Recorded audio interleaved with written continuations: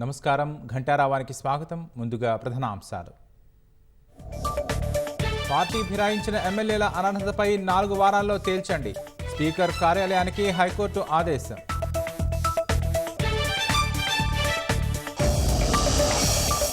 పదహారవ ఆర్థిక సంఘంతో స్థానిక సంస్థల ప్రతినిధులు, అధికారులు భేటీ. కేంద్రం నుంచి రావాల్సిన నిధుల విషయంపై చర్చ.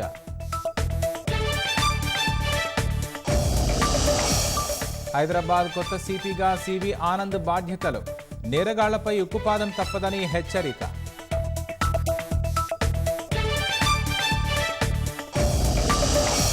కోల్కతాలో హత్యాచార ఘటనపై సుప్రీంకోర్టులో విచారణ. వారంలో పురోగతి నివేదిక ఇవ్వాలని సిబిఐకి ధర్మాసనం ఆదేశం.